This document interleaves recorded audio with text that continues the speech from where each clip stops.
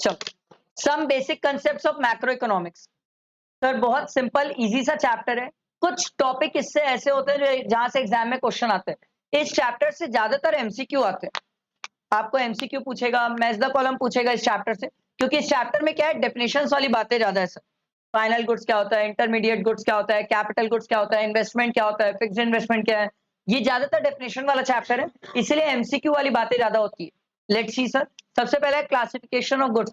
सबसे पहला क्या है, फाइनल गुड्स। फाइनल गुड्स क्या होते हैं सर, जो boundary line of production cross कर गए, जिसमें फर्दर वैल्यू एडिशन नहीं हो सकता। सब बोलेंगे, फाइनल गुड्स क्या होता है, जो boundary line of production cross कर गए, जिसमें further value addition. Sir final goods दो टाइप के होते हैं, final consumer goods. Sir final consumer goods वो होता है सर जो कंज्यूमर क्या करता है, कंज्यूम कर लेता है। मैं अपने घर में सर दूध का पैकेट लेके आ गया, final consumer goods. Sir final producer goods, यही दूध का पैकेट सर कोई मिठाई वाला ले गया और इससे ले जाके खोआ बना रहा है और मिठाई बनाएगा, तो वो फाइनल प्रोड्यूसर गुड्स। आई बात समझ, क्या बोला? ठीक।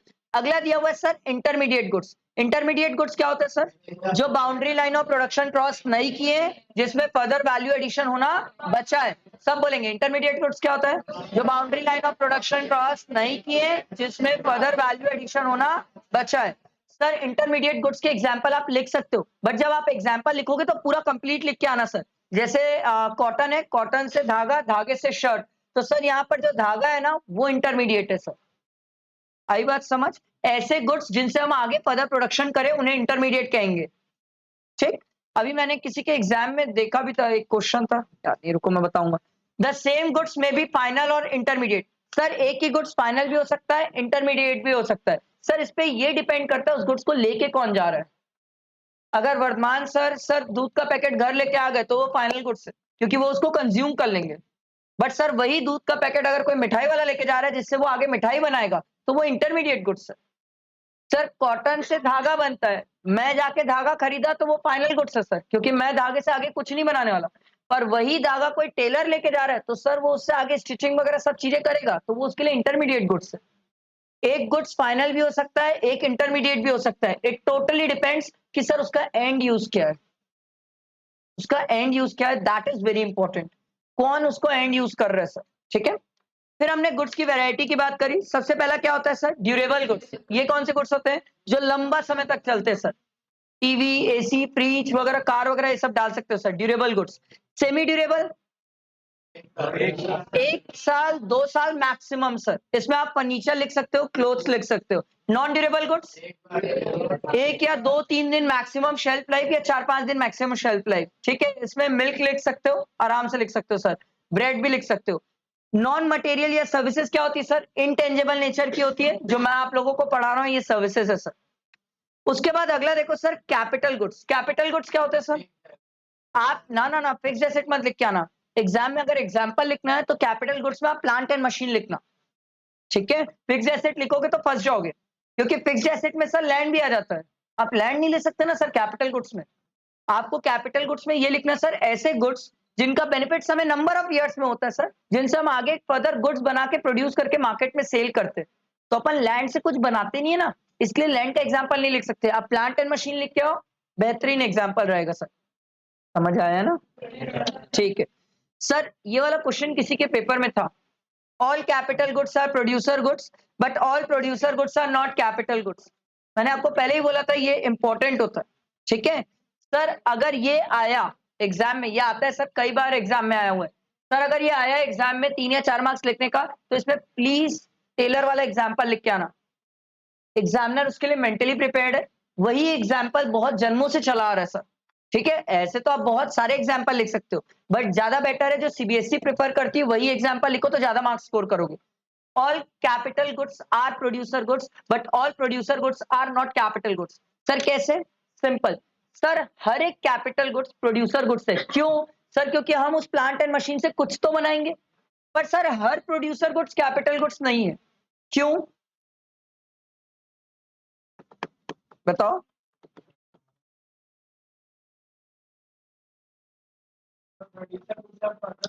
समझो, हाँ, सिंपल सी बात है सर। जो टेलरिंग की मशीन है, स्विंग मशीन, सर वो कैपिटल गुड्स है, क्योंकि आप उससे कपड़े बना सकते हो। पर सर अगर आप उससे कपड़े बना सकते हो तो जरूरी नहीं है ना सर आप उससे कपड़े बना के बेचो। अगर आप उसको पर्सनल कंजम्पशन के लिए लेके आ गए सर, तो वो सर फाइनल कंज्यूमर गुड्स होगा, कैपिटल गुड्स नहीं होगा सर वो। समझ आया मैं क्या बोला? टेलरिंग मशीन का समझ आया? सिंपल सी बात है सर, टेलर लेके जाएगा तो वो उससे आगे कुछ बना के बेचेगा। सर मैं घर लेके आऊंगा तो मैं क्यों कुछ बनाऊं, मैं कुछ नहीं बना के बेचने वाला, मैं तो उसको पर्सनल यूज करूंगा सर। टेलर वाला एग्जांपल ही लिखना है इसमें, ठीक है? और ये वर्ड ढूंढेगा एग्जामिनर, एंड यूज मैटर, ठीक है? इसके बाद एक concept and component of investment. Investment क्या होता है sir? Increase in the stock of capital, ठीक है, या the change in the stock of capital, जिसको हम क्या बोलते हैं sir? Capital formation. Increase in the stock of capital मतलब सिंपल सी बात है सर, आपकी बैलेंस शीट में एसेट्स दिख रही थी 100 करोड़ की, अगली बार वो दिख रही है 110 करोड़ की, तो ऑब्वियस सी बात है सर, ये 10 करोड़ जो बढ़ा है that is called investment, that is called investment. Increase in stock of the capital, that is called investment. इसको हम कैपिटल फॉर्मेशन भी बोलते हैं, process of capital formation. Sir मैंने याद करो रेगुलर क्लासेस में भी ये सिखाया था। सर मान लो अगर मैं कहीं पर जमीन खरीदता हूँ 10 लाख की, और कल के दिन सर वो 12 लाख में बिकती है, तो ये 2 लाख प्रॉफिट नहीं होता है, this is income from investment. क्योंकि सर ये मेरा बिजनेस नहीं है, बिजनेस तो मेरा सर पढ़ाना है, इससे जो होता है मैं उसको प्रॉफिट बोलता हूँ सर, उसको प्रॉफिट थोड़ी बोलता हूँ सर। आई बात समझ? इन्वेस्टमेंट वर्ड का मतलब क्या याद रखेंगे? Increase in stock of capital, सब बोलेंगे इन्वेस्टमेंट वर्ड का मतलब। इन्वेस्टमेंट को हम दो पार्ट में डिवाइड करते हैं, एक होता है फिक्स्ड और एक होता है इन्वेंट्री। फिक्स्ड इन्वेस्टमेंट क्या होता है सर? फिर से वही बात, क्या लिख के आओगे? Plant and machine. एग्जाम्पल में तो प्लांट एंड मशीन ही लिख के आओगे सर। फिक्स्ड इन्वेस्टमेंट मतलब सर जहां पर हम फिक्स्ड एसेट्स में इन्वेस्ट करते हैं, example plant and machine. Sir इसके कुछ फायदे हैं, यस इसके कुछ फायदे हैं। सर आप नई प्लांट एंड मशीन लेके आओगे तो इससे क्या होगा सर? प्रोडक्शन बढ़ेगा, प्रोडक्शन बढ़ेगा तो सर आपको और लेबर्स भी चाहिए, एम्प्लॉयमेंट बढ़ेगा, आउटपुट बढ़ेगा, जीडीपी बढ़ेगी। ये कनेक्टेड है, ये कनेक्टेड है। देखो एक बात समझो सर, आखिरी दिन किसी के पास इतना टाइम नहीं रहता कि वो लाइन टू लाइन पढ़े, किसी के पास नहीं रहता। तो आखिरी में अपन रिवाइज कैसे करते हैं सर? ऐसे ही तो याद करते हैं सर, प्रोडक्शन बढ़ेगा, आउटपुट बढ़ेगा, एम्प्लॉयमेंट बढ़ेगा, जीडीपी बढ़ जाएगी सर। अगर इन्वेंट्री में इन्वेस्ट करेंगे, इन्वेंट्री 3 टाइप की होती है, कौन कौन सी? रॉ मटेरियल, बोलो रॉ मटेरियल,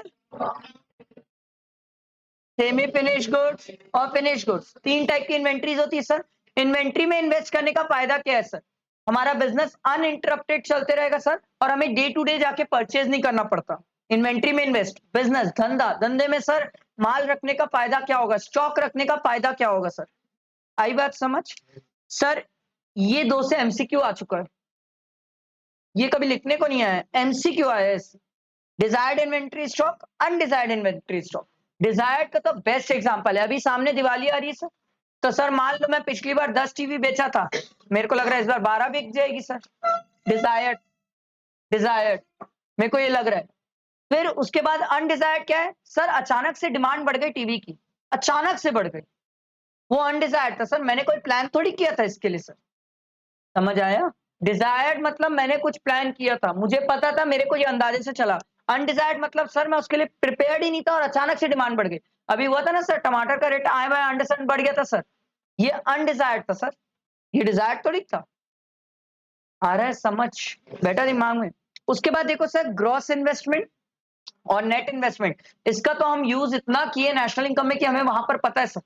याद है जब भी हम ग्रॉस से नेट में जाते थे क्या करते थे? माइनस डेप्रिसिएशन, ये हम बहुत यूज करते सर, और मैंने आपको पहले ही बताया था सर, याद है ना? ये बैलेंस शीट होती है, यहाँ फिक्स्ड एसेट लिखते हो सर, यहाँ पर फिक्स्ड एसेट की वैल्यू माइनस करते हो आप डेप्रिसिएशन। सर माइनस करने के बाद आउटर कॉलम में जो जाता है, ये आउटर कॉलम में जो जाता है ये क्या होता है? नेट इन्वेस्टमेंट, ठीक है? ये क्या होता है? Gross investment. बैठा है दिमाग में? ठीक है। उसके बाद सर अगर आपका नेट इन्वेस्टमेंट बढ़ रहा है तो ये क्या रिप्रेजेंट करता है? सर धंधा बढ़ रहा है आपका, इन्वेस्टमेंट बढ़ रहा है, आउटपुट बढ़ेगा, जीडीपी बढ़ जाएगी, आप लोगों को एम्प्लॉयमेंट प्रोवाइड करोगे, यही सब तो बातें हैं सर। आप समझो ना, आराम इंस्टीट्यूट की एक बिल्डिंग अब 2 है, हमारे केस में आउटपुट नहीं बढ़ेगा, हमारे केस में बच्चे ज्यादा आएंगे, ठीक है? आउटपुट कैसे बढ़ेगा सर हमारे केस में? ठीक, तो सर मार्केट बढ़ेगा, हमारा बिजनेस बढ़ेगा, हम भी एम्प्लॉयमेंट प्रोवाइड करेंगे, हम भी जीडीपी में कंट्रीब्यूट करेंगे, बट हमारे पास सर्विस सेक्टर है तो यहाँ आउटपुट नहीं बढ़ता है सर, यहाँ बच्चे ज्यादा आते हैं, हम ज्यादा लोगों को सर्विस प्रोवाइड करेंगे। समझ आया? आगे देखो सर, डेप्रिसिएशन, ये बहुत बचकाना चीज है, ये एग्जाम में आती नहीं है सर, ये नहीं आती। बट आपको ये वर्ड ध्यान रखना होता है, रीजन ये होता है नेशनल इनकम में बहुत काम आता है। Consumption of fix capital, depreciation का दूसरा नाम है sir, consumption of fix capital. ये आपको नेशनल इनकम, जितने लोग मेरे साथ बैठ के क्वेश्चन बनाए उनको हर को पता है सर, ये वर्ड बहुत यूज हुआ है, consumption of fix capital. Depreciation क्या होता है sir? Loss of value of the asset. ठीक है, ये तीनों रीजन से हो सकता है, normal wear and tear, accidental damages, ये expected obsolescence. Sir expected obsolescence में चाहो तो दो चीजें लिख सकते हो सर, चाहो तो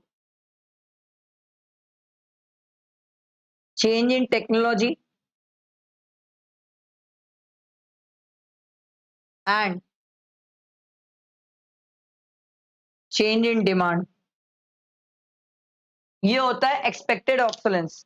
सर इसका एक बार एमसीक्यू आया था, और एमसीक्यू ऐसा था कि आपको सर नीचे ऑप्शन में टाइप ऑफ ऑब्सोलेंस दे दिया था, और सॉरी केस स्टडी में ऊपर टाइप ऑफ ऑब्सोलेंस दे दिया था, और आपको पूछा था सर ये एक्सपेक्टेड है, अनएक्सपेक्टेड है, बोथ की none of this. Sir question ये था कि सर नेचुरल कैलेमिटीज आई जिसके कारण आपकी एसेट की वैल्यू गिर गई, बाढ़ बाढ़ भूकंप वगैरह आ गए जिसके कारण आपके एसेट को डैमेज हुआ और उसके कारण आपकी एसेट की वैल्यू गिर गई। तो ये एक्सपेक्टेड है कि अनएक्सपेक्टेड है? अनएक्सपेक्टेड। इन दो के अलावा जो मिलेगा अनएक्सपेक्टेड, इन दो के अलावा जो भी मिलेगा अनएक्सपेक्टेड। आई बात समझ? उसके बाद significance of depreciation reserve fund याद है, रेगुलर क्लासेस में मैंने सिखाया था। आजकल कंपनीज ऐसे नहीं करती, आजकल कंपनी फिक्स्ड एसेट को फुल वैल्यू में दिखाती है, और जितना भी डेप्रिसिएशन वाला अमाउंट है उसको यहाँ पर सर डेप्रिसिएशन रिजर्व फंड में ट्रांसफर कर देती है।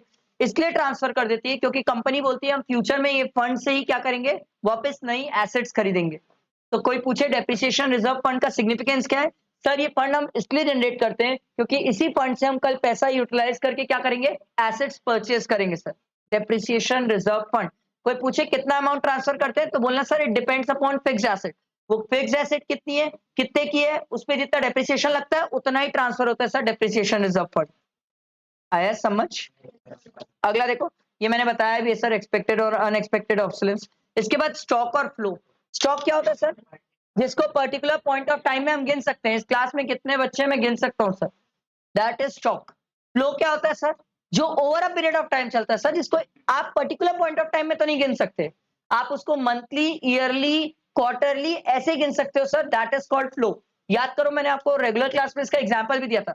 स्टॉक जो होता है वो आपकी बैलेंस शीट है सर, क्योंकि आप बैलेंस शीट में लिखते हो बैलेंस शीट एज ऑन, लिखते हो ना balance sheet as on. It means sir कि 31 मार्च को मेरी क्या औकात है, स्टॉक।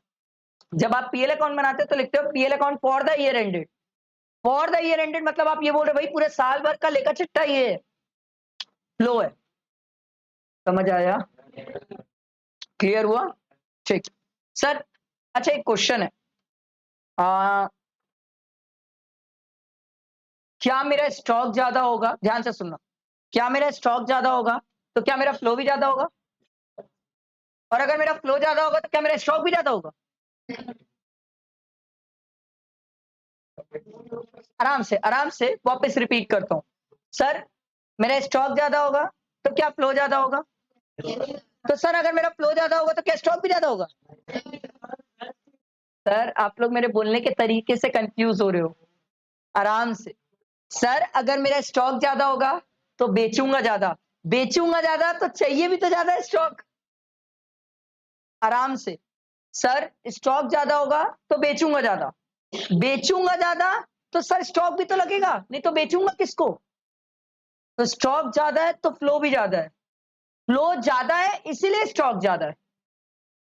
आप समझो, दिवाली में लोगों को पता है फ्लो होता है पूरे मार्केट में, लोग स्टॉक भर के रखते हैं।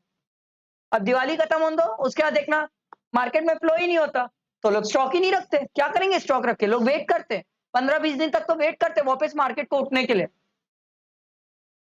समझ आई बात? क्लियर हुआ ना? ये एक बार आया हुआ है इसलिए बता दिया कि सर स्टॉक ज्यादा है इसलिए फ्लो भी ज्यादा है, फ्लो ज्यादा है इसीलिए स्टॉक भी ज्यादा है। ठीक है, फिर हमने बोला sir 4 sector, 4 sector of the economy. Sir पहला क्या है? Next, next, next. Sir intersectoral flow अगर एग्जाम में आ जाए तो इंटरसेक्टोरल फ्लो का मतलब होता है सर इन 4 सेक्टर में जो फ्लो होता है sir, that is called intersectoral flow. पहले एक जमाने में जब लिखने को आता था 1 मार्क्स का, तब आया है 1 या 2 मार्क्स का, तब लिखने को आया sir what do you mean by intersectoral flow, तब आया है। नहीं तो अभी तो इंटरसेक्टोरल फ्लो नहीं आता है सर, अब नहीं आता है। इंटरसेक्टोरल फ्लो क्या होता है सर? जहाँ पर एक सेक्टर से दूसरे सेक्टर में फ्लो, 4 सेक्टर है, चारों सेक्टर से एक दूसरे में flow, that is called intersectoral flow. अभी आप लोग छोटे हो, तो आप लोग में 12th में ये 2 सेक्टर की बात ही नहीं है सर। आप लोग में तो यही 2 सेक्टर से हमें मतलब होता है सर, ठीक है? इन्हीं 2 सेक्टर को लेके हम सर्कुलर फ्लो पढ़ते हैं सर, और सर्कुलर फ्लो में हम 2 सेक्टर मॉडल पढ़ते हैं और 3 सेक्टर मॉडल पढ़ते हैं। आओ नीचे देखते हैं। पहले 2 वर्ड समझते हैं, रियल फ्लो और मनी फ्लो। समझते हो रियल फ्लो और मनी फ्लो क्या होता है? क्या होता है रियल फ्लो? मनी फ्लो मतलब पैसे का मूवमेंट। एकदम क्रिस्टल क्लियर रखना sir.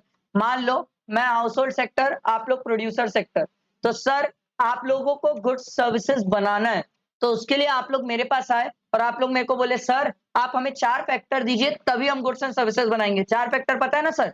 Land, labour, capital, entrepreneur. तो मैंने आपको 4 फैक्टर दिया, इन 4 फैक्टर को यूज करके आपने गुड्स बनाया। मैं जो 4 फैक्टर दिया, दिस इज रियल फ्लो। आप लोग मेरे को गुड सर्विसेज बना के दिए, दिस इज रियल फ्लो।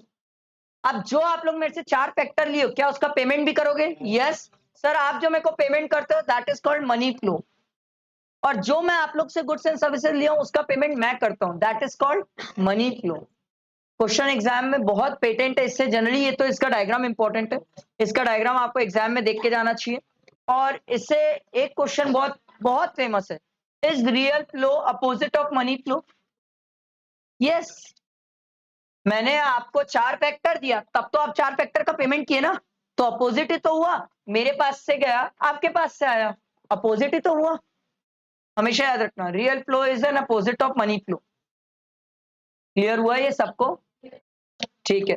इसके बाद सर ये 3 फेजेस ऑफ सर्कुलर फ्लो होता है सर। सबसे पहले देखो, production of goods and services. Sir कोई भी प्रोड्यूसर को गुड्स, एक वर्ड सिखाता हूं। प्रोडक्शन वर्ड का मतलब 2-3 से ना कंफ्यूज कर रहा है। एक वैल्यू एडिशन देता है और एक देता है sir creation of utility. Confuse मत होना एग्जाम में अगर कोई वर्ड से घुमाया तो। Production of goods and services, creation of utility भी बोल देता है, वैल्यू एडिशन भी बोल देता है, कंफ्यूज नहीं होना। ये दोनों वर्ड यूज करता है प्रोडक्शन के बदले। तो sir production of goods and services, कोई भी प्रोड्यूसर गुड्स एंड सर्विसेज बनाने के लिए 4 फैक्टर यूज करेगा।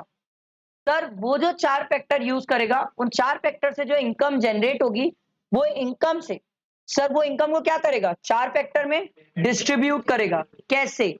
सर लैंड के लिए रेंट पे करेगा, लेबर को वेजेस देगा, कैपिटल में इंटरेस्ट पे करेगा, और एंटरप्रेन्योर प्रॉफिट लेके जाएगा। ठीक है? तो सर मान लो आप लोग प्रोड्यूसर हो, आप लोग गुड्स एंड सर्विसेज बनाए मेरे 4 फैक्टर को यूज करके, तो आप लोगों ने मुझे लैंड का रेंट पे किया, तो मेरे पास रेंट का पैसा आया। अब रेंट का पैसा आया, तो इसी से क्या मैं गुड्स एंड सर्विसेज परचेज करूंगा? यस। तो मैं जो गुड्स एंड सर्विसेज परचेज करता हूं, मेरे थ्रू ये पैसा किसके पास वापस जाता है? प्रोड्यूसर के पास। आ रहा है समझ? बैठा दिमाग में? क्लियर हुआ ये सबको? ठीक। सर इसके एजम्पशंस तो ऐसा है कि पढ़ ही लेना, क्या बकवास है। 2 सेक्टर है, ठीक है। फिर सर क्लोज्ड इकोनॉमी है तो एक्सपोर्ट इंपोर्ट को नहीं लेना है, गवर्नमेंट को नहीं लेना है। वो तो पहली पॉइंट पे क्लियर होता है कि सर जब 2 सेक्टर है तो एक्सपोर्ट इंपोर्ट और गवर्नमेंट आएंगे नहीं, बट लिखा हुआ है तो आप पढ़ लेना। हाँ, ये वाला एजम्पशन मेरे को थोड़ा रिलेवेंट रखता है कि सर हम ये मान के चलते हैं कि जो पर्सन इनकम अर्न कर रहा है वो पूरा का पूरा क्या कर रहा है? खर्चा कर रहा है। क्योंकि सर अगर कल के दिन सेविंग करना स्टार्ट कर देगा, तो सर अभी आप लोग 12th में हो, छोटे हो, जब हम सीए में पढ़ते हैं तो हम सीखते हैं सर कि अगर कोई पर्सन सेविंग करना चालू कर देता है, तो वहां पर हमारी इकोनॉमी में 2 चीजें स्टार्ट हो जाती है। एक होता है इंजेक्शंस और एक होता है लीकेजेस। ये चीजें स्टार्ट हो जाती है, ये भी आप लोग को नहीं पता है, ना ही आपके सिलेबस में, छोड़ दो। Significance of circular flow model. Sir इसके फायदे क्या क्या है? नेशनल इनकम कैलकुलेट करने के लिए काम आता है, और सर हमें पता चलता है कि कौन से सेक्टर किस पे कितना डिपेंडेंट है। हमें ये 2 मेन पर्पस सेटिस्फाई होते हैं। आया ये सबको समझ? पक्का? हाँ। एक ठीक ठीक, ये अच्छा याद दिलाया मेरे को। एक होता है कंजम्पशन ऑफ फिक्स कैपिटल, छोड़ना मत इसको। और एक होता है सर कैपिटल लॉस। सर ये जो कंजम्पशन ऑफ फिक्स कैपिटल है ना सर, दिस इज डेप्रिसिएशन। तो सर कैपिटल लॉस क्या है सर? जहां पर एसेट की वैल्यू गिर जाती है sir, not due to depreciation, that is called capital loss. Example, example, बहुत ध्यान से आराम से सुनना। मैं नई कार खरीद के लाया, नई कार चलाना चालू किया। मेरे को एक बात बताओ, कार पे डिप्रिसिएशन लगेगा कि नहीं? लगेगा ना सर। कार पे 15% डिप्रिसिएशन, 15 ही लगाते हो ना आप लोग? अच्छा छोड़ो, मैं बता रहा हूँ 15 ही लगता है, ठीक है। तो कार पे 15% डिप्रिसिएशन लगेगा, ठीक है। मैं कार, दूसरा केस, मैं कार खरीद के लाया और सर लॉकडाउन लग गया, कार अंदर पड़ी रह गई सर, चली ही नहीं। पड़े पड़े जो उसकी वैल्यू गिरती है, that is called capital loss. बिना यूज किए कोई एसेट की वैल्यू गिरना कैपिटल लॉस, यूज करके वैल्यू कम होना डेप्रिसिएशन। याद रखना सर, मेरे को तो याद है, आपको याद रखना है। क्या बोला, समझ आया? सर कोई चीज यूज ही नहीं किया, वैल्यू गिर गई, कैपिटल लॉस। आप लोग कभी सुने हो ये सब? हम शब्द जनरली सुनते हैं कि शोरूम से उतरे तो मोबाइल या गाड़ी के रेट कम हो जाते हैं। आप यूज करो ना करो, घंटा फर्क पड़ता है। आप उतरे ना लेके, वैल्यू वही टूट गई sir, that is capital loss. आप चलाना चालू किए, यूज करना चालू किए, फिर वैल्यू कम हुई, डेप्रिसिएशन। क्लियर है? ये अच्छा पॉइंट है, याद रखने वाला पॉइंट है, ठीक। हमारा सेकंड कंप्लीट हुआ।